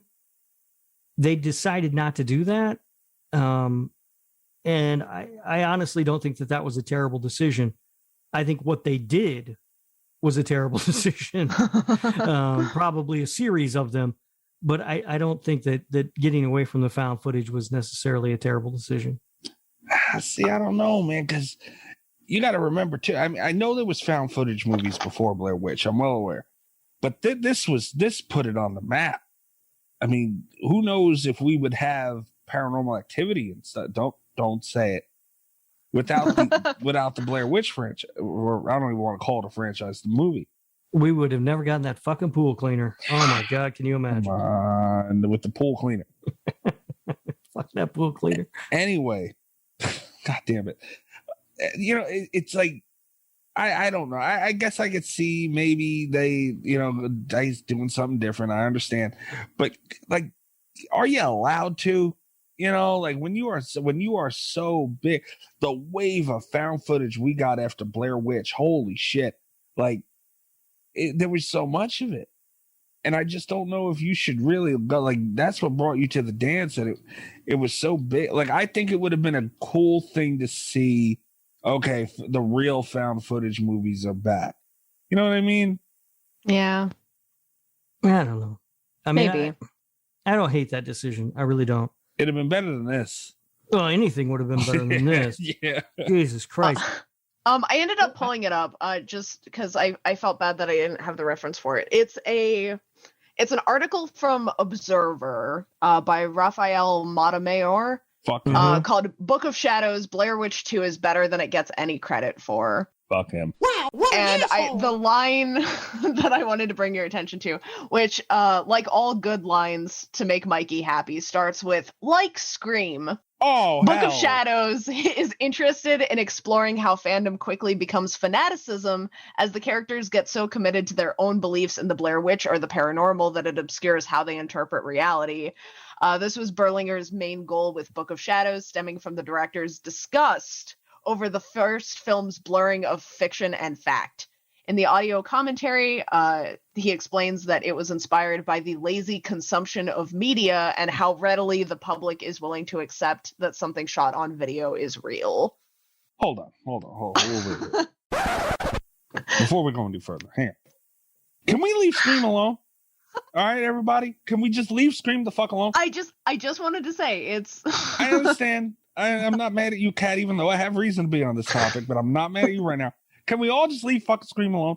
Every time something does something different, it doesn't have to be fucking labeled as Scream. Like right? Scream. No. I refuse. No. Stop. Fucking leave Scream. Scream had nothing to do with this. Do not bother Scream with this, okay? God damn it. Do you want me to start comparing things to Cabin in the Woods instead? This is a lot closer to Cabin in the Woods. Like Cabin in the Woods, Scream is a satirical take on the horror genre while still having a loving appreciation. What did I do to you, Kat? I'm sorry. Come on now. But yeah, I read this article, and I've actually read it a couple times this evening before recording this. I'm just amazed that someone got this deep of a message out of Book of Shadows. I'm fascinated with this article. Like the fact that when you point it out, I can see it. But again, I feel like it's somebody stretching to find something that's maybe not there. I would have had to watch this so many times before I came up with anything that deep to say about Book of Shadows. I can't imagine ever watching this fucking thing again. I would rather have sat in my chair and stared at my television turned off. Just blank screen for 90 minutes than watch this thing. I could have come up with a better movie in my head, yeah. Just ridiculously bad. I don't know what they were thinking, man. And something as powerful as Blair Witch. And maybe it's just me, because, I'm a 90s guy. I was born in 89, but, I grew up in the 90s. And this movie was, it was for me. Like, I was the I might have been a little young, but you get the point. Like, this was my time. And damn it, man. Like, why did they have to do this to this movie? Like, this movie Blair Witch 1 did absolutely nothing to fucking deserve this. What a shame. Yeah, it is not a worthy sequel, that is for sure. No. And we one of the other things I wanted to talk about just a little bit, you kind of touched on it when you were talking about how one-dimensional all the characters were, but I wanted to talk about the Wiccan character. Oh. Did you know she's a witch? She's a witch. Did you know that I actually used to be a witch and was a little bit offended? This made me want to rejoin the religion just so that I could be more accurately offended now. First of all, I've never met anyone that, and to be fair, like any religion, there are people who are like overzealous about being a Wiccan. I don't think I've ever met anyone that annoying about it, like where that's just their entire personality trait. That was really bad. There was also, she has a comment in there about being about how like the Blair Witch Project has given such a bad name to witches, and then she does that exact same thing, not only by talking about it constantly, by getting basic facts wrong, by just tossing out random Wiccan terminology with no rhyme or reason that someone that like me, having not studied in several years, I've not participated in this, but it's like I was calling out bullshit from like a mile away, just very basic knowledge. And then she did make an accurate case that witches, that like Wiccans have the do no harm in their creed, but it came back. First of all, it very quickly turned into a karmic threat, and then also there was like that whole she goes on this whole spiel about it, and then she ends up participating in the like naked sex cult ritual, and it's like, what the hell was the message here? Like, what? Just real quick, I think you're confusing doctors and witches. Doctors do no harm, Kat. No, it's a part of the Wiccan creed, and I had that in my notes about the weird orgy thing, but my take on it was a bit different. My take was, imagine participating in a crazy orgy in the woods and then blacking out and having no memory of it. That would suck. Oh, that'd be a heartbreak. Yeah, that's fucked up. Yeah, and then you found out later, and you're like, what? I don't remember any of that. What the fuck? I had an entire orgy and I didn't know about it. God, that's the horror in all this. That's the scary part. That is. That's the scary part. That's the scariest part of this movie. And that fucking tree. Yeah, the fucking tree. That they talked about twice. There were two scenes around the tree in this fucking movie. You know, I do want to point something out, though. And this is for every single person, Cam Counselor, Greg, you included, that give the original Blair Witch Project shit for the ending. Because I'm tired of hearing about the fucking ending of that movie and everyone's shitting all over it. This movie right here is why they didn't show you anything. This is why. Yeah. Because no matter what, dude, this was terrible. This was absolutely fucking awful. I would counter with the reason why they didn't show you anything is that the budget for that was 2 sticks of gum and the power of prayer. Yeah, $300,000. Yeah, pretty much. Yeah, $300,000 was the budget for that movie. That's not a lot of money to make a movie by any means at all. Man, It's not.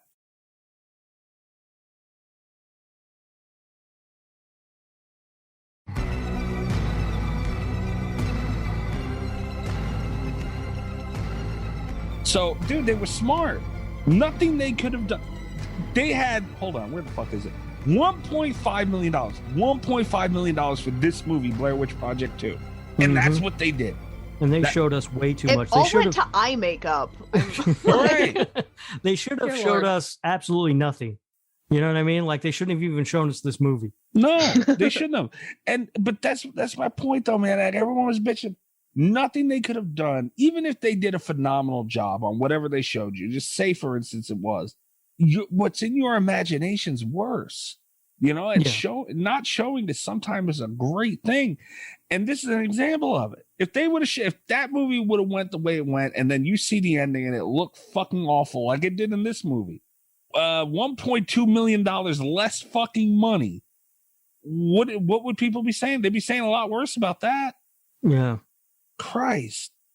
So, yeah, the great experiment of going back and reevaluating this film and seeing whether it was really unfairly, harshly judged is a giant failure. This movie is just as bad, if not worse, than you remember it.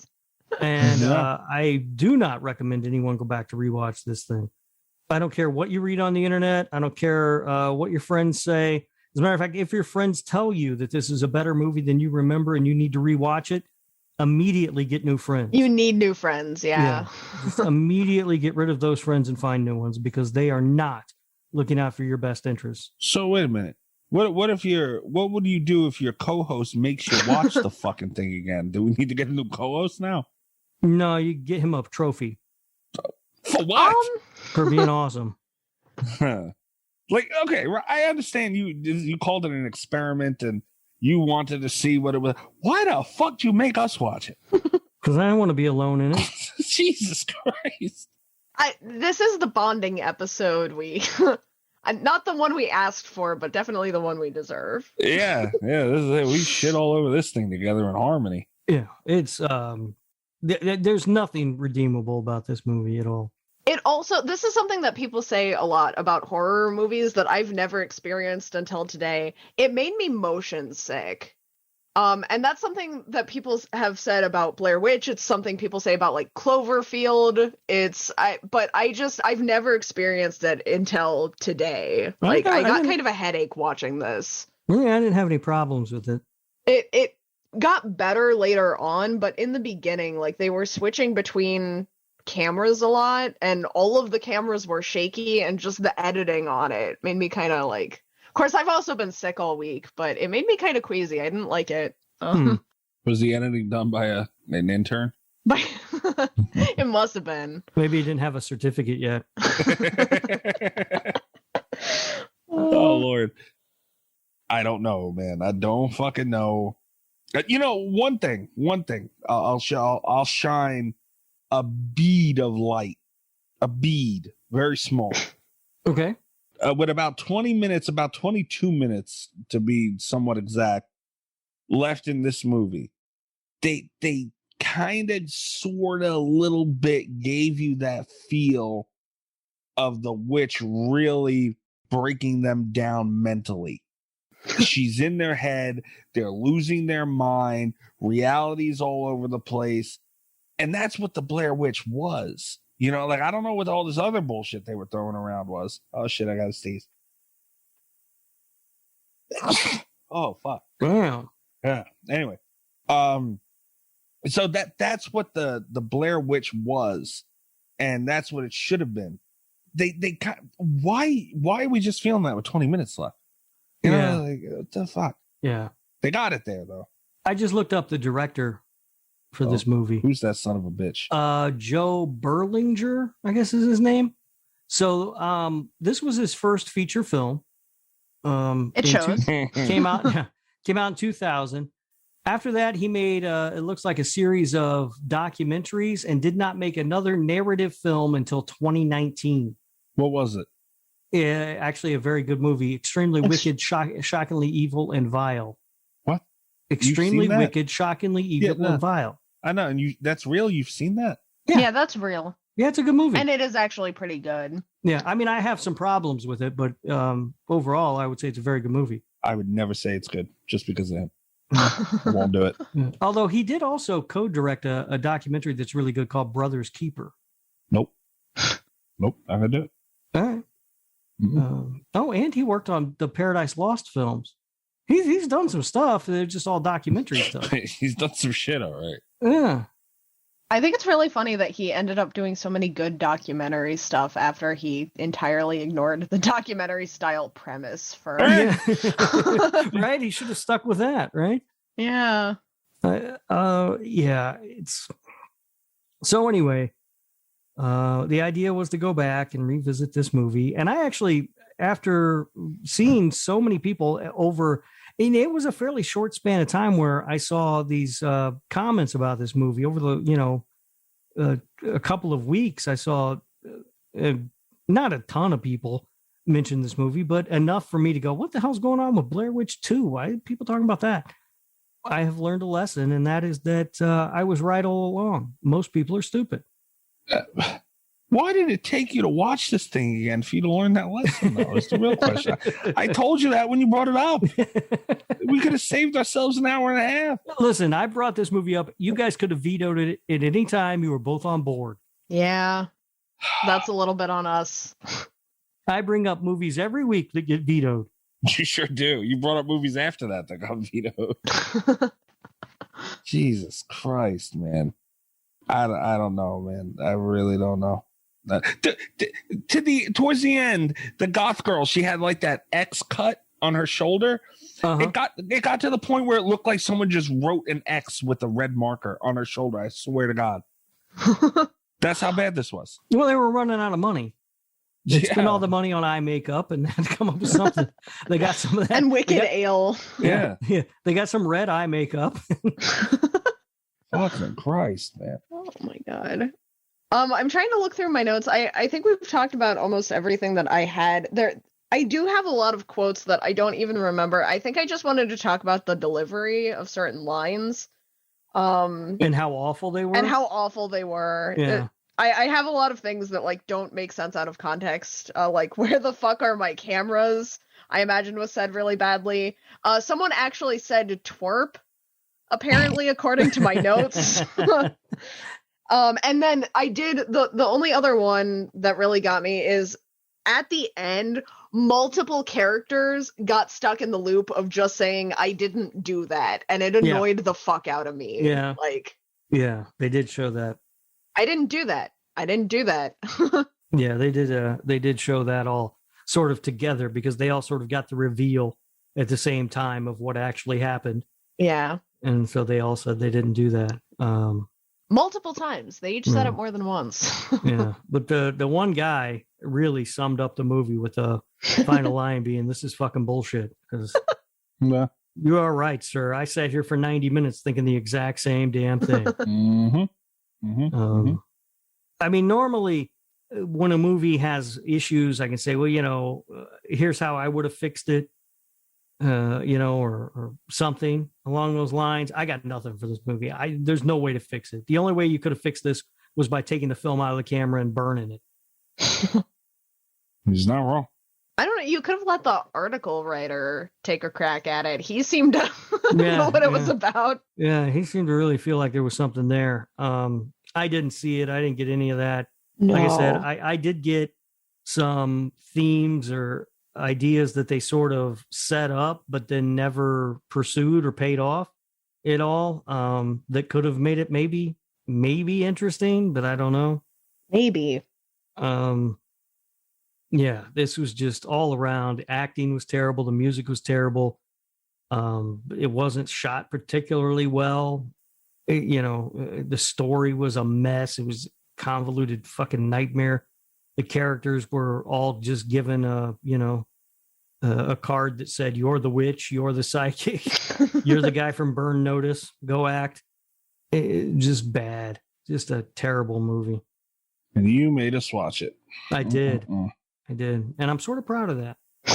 That's fucked up. That's real messed up right there. You should be ashamed. I do think this is the worst one that we've seen since I've joined by a long shot. By a long shot. Bad CGI Sharks was worse.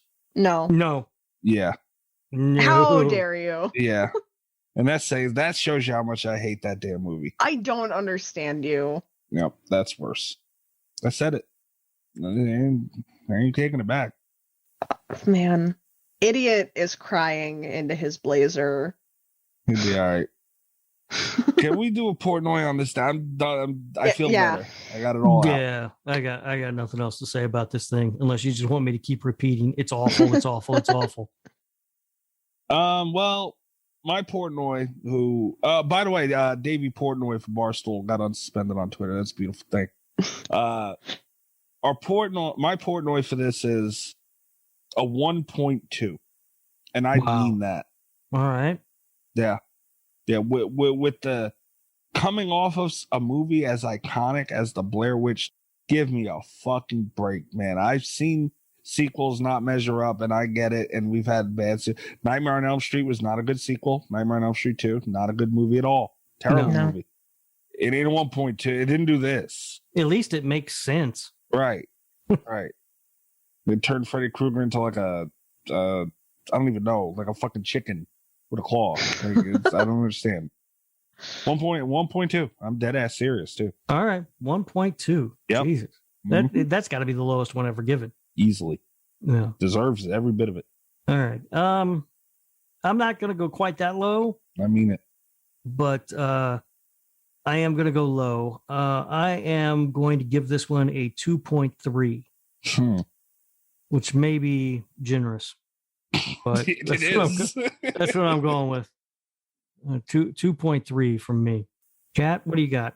I'm going for a 2, for like a flat 2.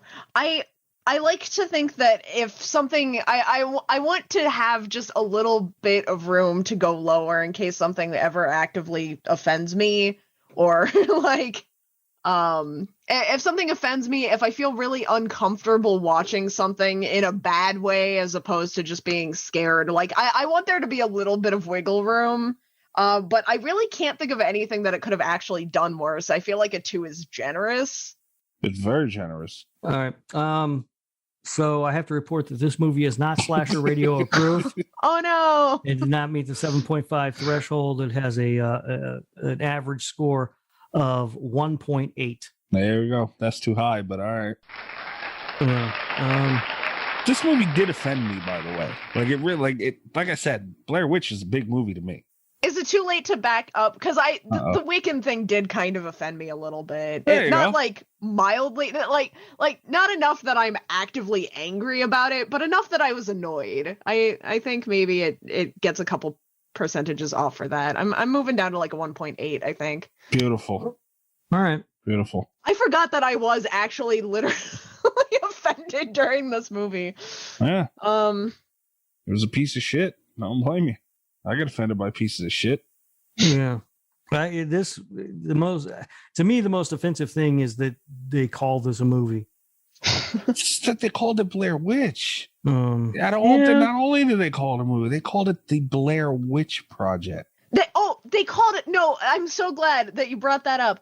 It's called Book of Shadows. Where the fuck is the Book of Shadows in this movie? Yeah. It's just like a cool witch term that they picked up. Yeah, good point. Like fucking Widdershins. I didn't see a book. I didn't see a shadow. I didn't see anything. Nothing. Yeah. And you're right. Yeah, when they said winter shits or whatever, I was like, all right, I don't know what that is, but I'm sure they'll explain it. Nothing. No. I don't know what the hell that is. They almost got away with that fucking title, these son of a bitches. That's a good point, Kat. Yeah. And that wasn't like the parenthetical either. Like it wasn't called the Blair Witch 2 Book of Shadows. It was fucking called Book of Shadows : the Blair Witch Project 2. Yeah. Awful. Fucking Christ. They got nerve. 1.5. It's sinking. Yes. This is the first time it's changed twice. Wow. Kat's gonna give out the first ever negative rating if we keep talking. Yeah, we've got to wrap it up before in like the negatives here. We could do that. That wouldn't be bad. Oh, shit. Yeah. Thanks a lot, Rob. I'm glad I could give us this bonding experience, guys. You know what's fucked up, Kat, the most out of everything else? Huh? He made us watch it. He could have made fucking Ghost watch it, but he made us watch it. Yeah. So no, Rob. Why did Ghost not have to watch this? I made Ghost watch The Invisible Man. What? The Invisible Man is good. She didn't like it. But it's good. Yeah. Make her watch this. She'll stop complaining about The Invisible Man. No. It worked on Mikey. You have no idea what I've got planned for her. Uh-oh. We are actually doing an episode this week of movies that we hate, where we each picked a terrible movie to make the other one watch. Oh, no. And she thinks I'm playing around, but I picked Veronica. Oh, no. Uh-huh. Why'd you do that there? She did tell me you guys were doing that. I told her to pick Rubber. Yeah. I did. But he's just going to have fun watching. Yeah, I would have enjoyed the hell out of that. That's what she said. She's like, it's not even going to hurt him because he's going to like it. I don't even remember what movie she picked. I got it written down somewhere. It's something I never even heard of. So, see, and again, I just want to point out, further to my point of why you bring that bullshit over here. I'll never understand. All right, well, let's do Veronica next week, guys. It won't It'll be worse a bonding than this. experience. It won't be worse than that. Maybe. I don't know. It's bad. I mean, I've seen some movies that'll destroy your love of movies. I might have to move this back up to a 1.8 just in case we do Veronica. Because holy shit! All right, well, Thank God that's done and over with. And Nesto, man, what the fuck? Nesto. Yeah, he likes it. We He's didn't into talk about that. Nesto, are you okay? Yeah. Did Rob Jer get a hold of you too, Nesto? Have you seen this recently? Did you write an article for Observer? He compared it to Bliss, which I found just that offended me more than anything in the movie because Bliss is amazing. Huh. He's a weird dude. He'll be so on point. So and I'm talking on point. Like Nesto knows his shit, man. I look at that and go, yeah, man, hell yeah, Nesto. I know, and then out of nowhere he'll agree with Mikey. I'm like, what the fuck? Oh, now come on. I see what I did there. Damn you. Which, by the way, Nesto, the Lord Humphrey soapbox, he called it, whatever it is, network thing.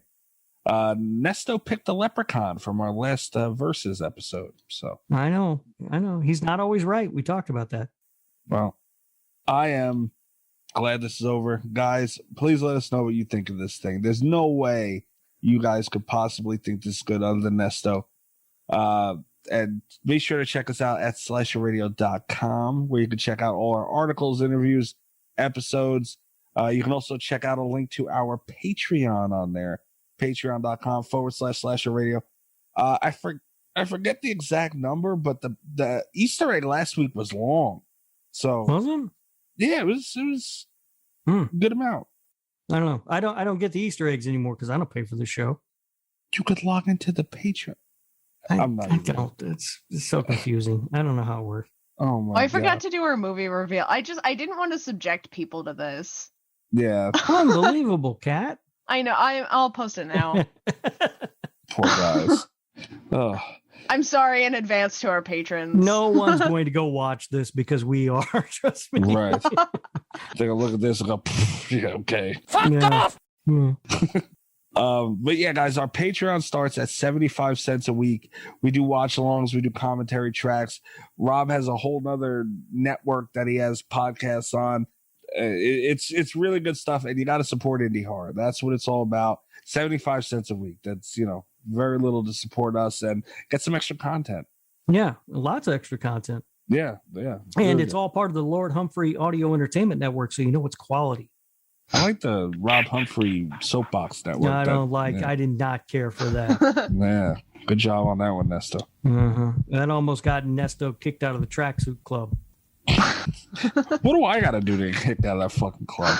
Nothing. You're charter member. Oh, lucky me. Lifetime membership. Great. So guys, go check us out on all that and make sure you. What the hell? Oh, I'm at Mikey's Dead on Twitter. Leave me alone. That's my line. Yeah. Long time after this. Rob, where are you at? I'm on Twitter at RadioRob123. You can also listen to my other show, This Horror Life, wherever you are listening to Slasher Radio, where I will be making Ghost watch Veronica. So mean. Lucky Ghost. Maybe the meanest thing I've ever done. Yeah. No. And you made me watch Book of Shadows this week. Yeah. What the fuck, man? You don't gotta torture us. Cat, where are they finding you? You can find me on Twitter at cat_velour, VOLEUR.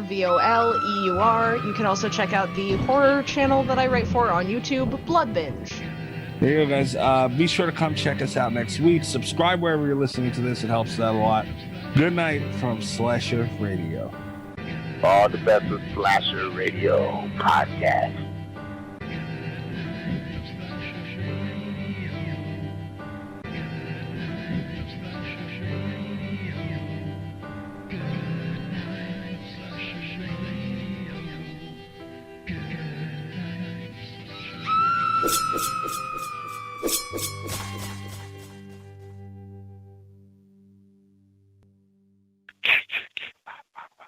If you're a podcast host, listen up, this one's for you. My name is Allie Jackson. I'm the host of Finding Mr. Height, a dating and relationship podcast that I've been doing for 4 years now, sharing my positive and practical approach to dating that's built on my own life experience. And I wanted to share another experience that I've had, my secret behind monetizing my show. It's called Red Circle, and I was just telling my colleague about how much I love their platform. With Red Circle, not only am I getting a seamless hosting experience, but I also love the support I receive in ad sales. It's not just typical ad sales either. It's targeted targeted opportunities based on my show and my life. And the platform is super simple. You just set your preferences and Red Circle matches you with sponsors that align with your show. You can vet every opportunity and their platform gives you great analytics. More recently too, my Red Circle team has brought me opportunities outside of my podcast on social media to really augment the podcast partnerships, bring them full circle. I just can't recommend them enough. If you want to give it a try, go to redcircle.com to get your free trial. That's redcircle.com for a free trial.